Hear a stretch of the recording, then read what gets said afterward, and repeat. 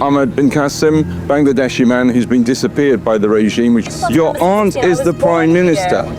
With one phone call you could... No, I'm saying with one phone call you can make a difference. What you're saying. I'm saying with one phone call you can make a difference. আমি কিন্তু বাংলাদেশি, আমি British Bangladeshi. আজকে সবচেয়ে মনে পড়ছে আমার খালাকে, কারণ উনি আমাকে অনেক শিখিয়েছেন। তো একদিক দিয়ে আমার খালা আমার রোল মডেল ছিলেন।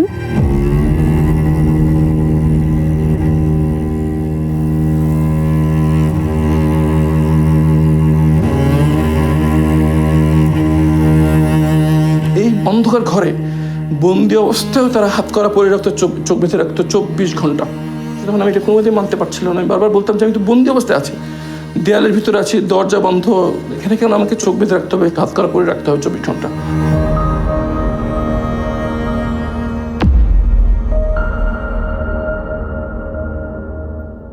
আমি তো ভিতরে কারোর সাথে কথা বলতে পারতাম না। মনে হতো যে একটু কথা বলতে পারলে কত না ভালো লাগতো। তখন আমি ওই টিকটিকি পিঁপড়ার সাথে কথা বলতাম, মনটা একটু হালকা হতো আর কি, কথা বলতে পারতেছে একটা জীবন্ত কিছু একটা সাথে। টিকটিকি নাম দিয়েছিলাম টুকটুকি, তাকে আমি কথা বলতাম মানুষের সাথে যেভাবে কথা বলি। আমি জিজ্ঞেস করতাম, টুকটুকি তোর ছেলে মেয়ে কয়টা? আমার 2 মেয়ে। তোর ইয়া কটা? আমার মেয়ে খেতে চাই, তোর মেয়ে খায় নাকি ঠিক মতো? বাচ্চারা খায় নাকি ঠিক মতো? আমার বাচ্চাদের জন্য দোয়া করিস।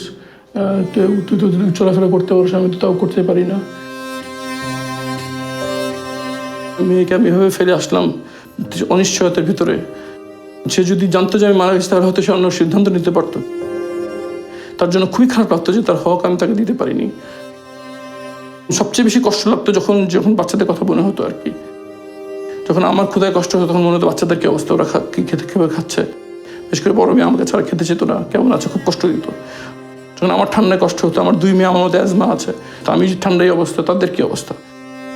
একই সঙ্গে আমার মনে হতো যে যদি আমার এরকম লাগছে নিশ্চয়ই আমার আম্মার কেমন লাগছে। যদি আমার খেতে কষ্ট লাগে তাহলে আমার আম্মার কেমন লাগতেছে, এটা খুব মনে হতো। মনে মনে আল্লাহকে দোয়া করতাম যে আম্মাকে যেন জানিয়ে দেন যে তার সন্তান জীবিত।